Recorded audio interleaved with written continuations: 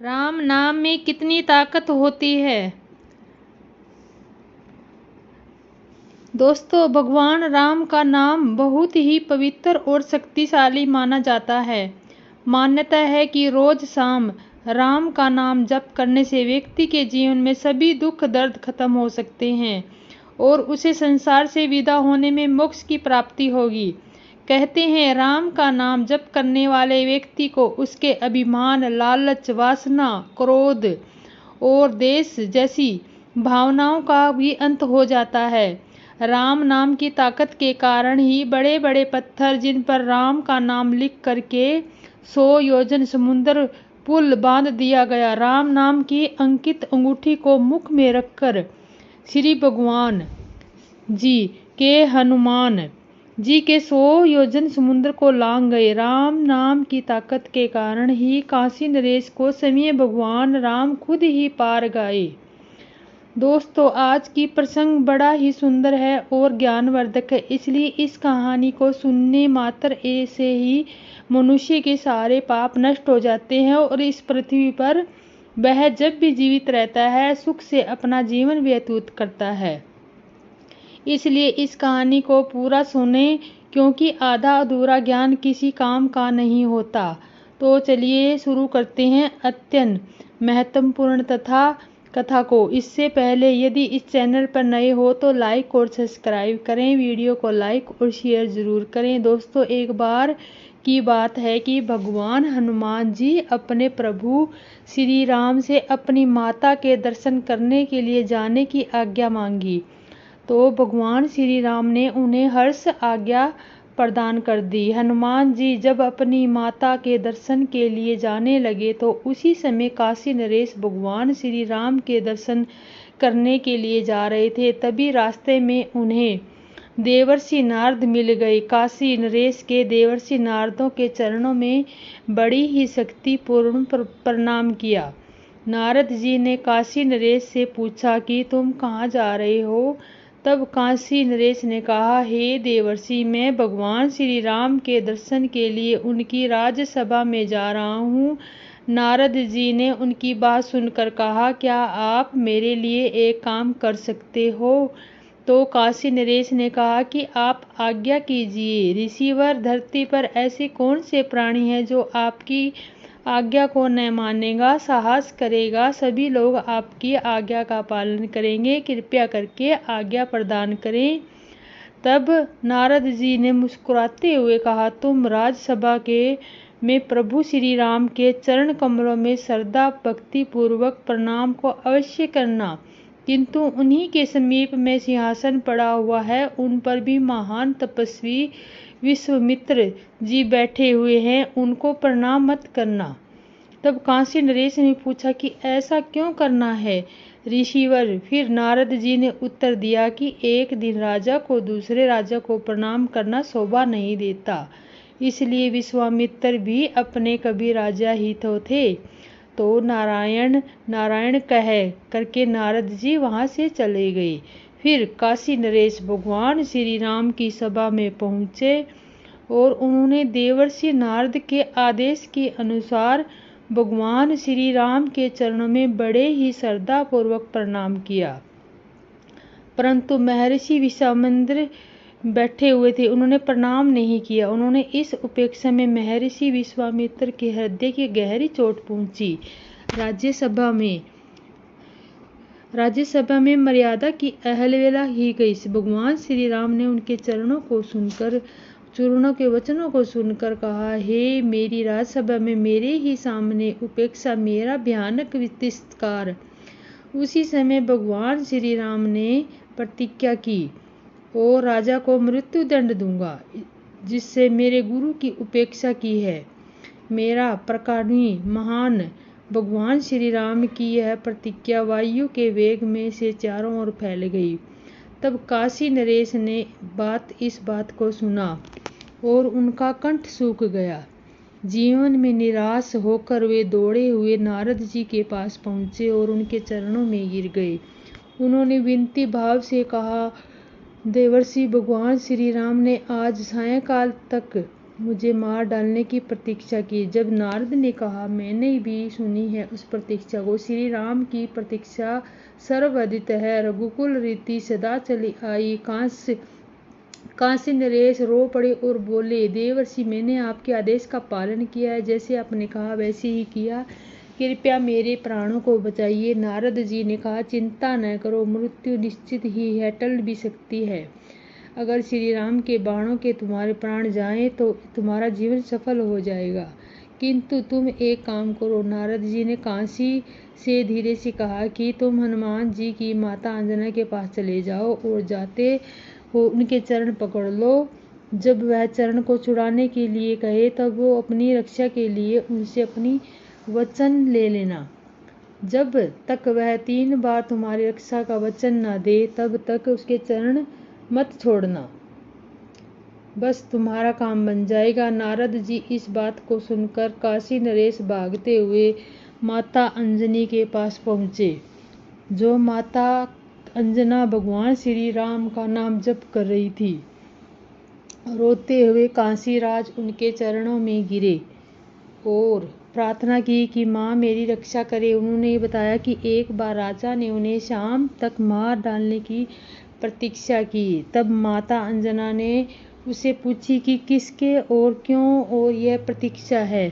काशी नरेश ने कहा, माँ आप मेरी रक्षा वचन दें, अन्यथा मेरे प्राणों को आपके चरणों में ही त्याग दूंगा।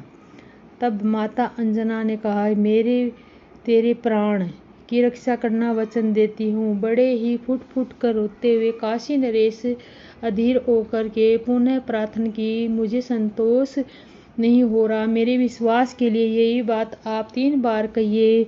मैं तेरे प्राण रक्षा का वचन देती हूँ, सर्वथा सरल हृदय की जननी। वह 3 बार कहते हुए कहा, अच्छा अब तो बताओ तुम्हें मारने की प्रतीक्षा किसने की है। तब काशी नरेश ने कहा, भगवान श्री राम ने उन्हें साय से मेरे वध की प्रतीक्षा की है। इतना सुनते ही माता अंजना चिंतित हो गई और कहने लगी कि श्री राम की प्रतीक्षा जैसे अन्यथा हो सकती है वह झूठी भी हो सकती है, और वह प्रतिज्ञा करके उन्हें तुम्हें पूरा करते हैं। और मैंने तुम्हें वचन दिया है, मैं वैसे ही तुम्हारे प्राण को वध से होने से बचाऊंगा, फिर ठीक है। उसी समय हनुमान जी ने वहां पहुंचकर माता के चरणों को स्पर्श किया और आशीर्वाद देते हुए कहा, माता ने कहा कि बेटा तुम ठीक समय पर आ गए हो। अभी अभी मैं एक आवश्यक कार्य से चिंतित होकर तुम्हारे ही ध्यान कर रही थी। वह कार्य हो जाए तो मेरा मन हल्का हो जाएगा, क्योंकि मैंने वचन दे दिया है। हनुमान जी ने कहा कि माता आप आज्ञा दीजिए, मुझे आपको कौन सा कार्य करना है, मैं हमेशा तैयार रहता हूँ, कृपा करके आप आज्ञा दीजिए, मैं वह कार्य जरूर करूँगा। फिर माता अंजना कहने लगी, पर काम तो बड़ा कठिन है बेटा, इसी कारण से मुझे चिंता हो रही है। फिर हनुमान जी ने आश्वासन दिया, माता आपके पुत्र पर भगवान श्री राम का आशीर्वाद है, ऐसा कोई काम नहीं है जो राम का नाम लेकर नहीं हो सकता। माता अंजना ने कहा, मुझे पता है कि मेरे लाल, किंतु काम कठिन है, इसलिए मुझे संकोच हो रहा है। हनुमान जी ने कहा, माता जी मैं आपके पवित्र चरणों से सम्मुख प्रभु श्री राम की शपथ लेकर मैं 1 बार नहीं 3 बार प्रतीक्षा करता हूँ कि आपकी आज्ञा मिलने पर काम चाहे कितना भी कठिन होगा पर उसे अवश्य पूर्ण करूँगा और आपकी चिंता को दूर कर दूँगा। फिर माता अंजना ने हनुमान जी के बल और पराक्रम को उनकी मातृभूमि की प्रशंसा करते हुए कहा कि बेटा मुझे तुमसे यही आशा थी और ऐसा ही विश्वास था। बेटा मैंने काशी नरेश को अपने प्राणों की रक्षा करने का वचन दिया है। आज सायंकाल तक भगवान श्री राम ने उसका वध करने की प्रतीक्षा की है। माता की बात सुनकर हनुमान जी ने आश्चर्य से पूछा, मेरे प्रभु श्री राम की प्रतीक्षा। माता अंजना बीच में ही बोल पड़ी, पर बेटा मैंने काशीराज को वचन दे चुकी हूँ और तुमने श्री राम की शपथ लेकर मुझे 3 बार वचन दिया, शरणागत की रक्षा धर्म है। हनुमान जी ने कहा, ठीक है मैं कुछ करता हूँ। और माता के चरणों को प्रणाम किया और उनसे जाने की अनुमति मांगी। माता की आज्ञा को प्राप्त करते ही हनुमान जी काशी नरेश के साथ अयोध्या पहुँचे और उन्होंने काशी नरेश से कहा, हे राजन, तुम सकल करुण नासिकी परम पावनी सरयू में कमर तक जल पर खड़े होकर निरंतर राम नाम जपते रहो। काशी नरेश ने पवन पुत्र को आदेश पालन करते हुए वही काम प्रारंभ कर दिया। कमर तक पानी में खड़े होकर भगवान श्री राम का जाप करने लगे। उधर हनुमान जी तुरंत श्री राम को सम्मुख पहुँचे और उन्होंने भगवान श्री राम के चरणों को प्रणाम किया और उनके दोनों चरण कमल पकड़ करके कहा, स्वामी, आज मैं आपसे एक वरदान की अर्चना करना चाहता हूँ। मैंने कुछ भी मांगो और भगवान श्री राम ने उसे स्वीकार करते हैं। भगवान श्री राम ने बड़े ही उत्साह से कहा कि तुम्हारे लिए उद्देश्य कुछ नहीं है। हनुमान को तो कुछ भी मांगना चाहे वह भी तुम्हें मांग सकते हैं। मैं कुछ भी नहीं कहना चाहते ही नहीं कि मैं सदा चाहता हूँ कि तुम कुछ भी मांगो, कुछ मांगो, बोलो तुम्हें क्या चाहते हो। प्रसन्न होकर हनुमान जी ने प्रभु के चरण कमलों को सहलाते हुए कहा कि प्रभु, मैं चाहता हूँ कि आपके अंतिम महिममय नाम का जाप करने वाले के सदा रक्षा करा करो और मेरी उपस्थिति में आपके जापक पर कोई भी किसी प्रकार का प्रहार न करे। यदि दुर्गावश्य निखल श्रेष्ठ समर्थ स्वामी प्रहार कर बैठे तो उनका भी प्रहार व्यर्थ न हो जाए। भगवान श्री राम ने तुरंत हनुमान जी को आशीर्वाद दिया, तुम नाग जापक की रक्षा करने समर्थ सदा समर्थ है। तुम्हारी उपस्थिति में श्री राम जी का इतना कहकर के हनुमान जी के प्रभु के चरणों में मस्तक रख दिया और तुरंत वहां से सूरत तट तक पहुँचे। वहां तक यह गदानाथ करके अत्यंत सावधानी से खड़े हो गए और काशी नरेश ने कहा कि तुम बिना रुके निरंतर राम नाम का जाप करते रहो।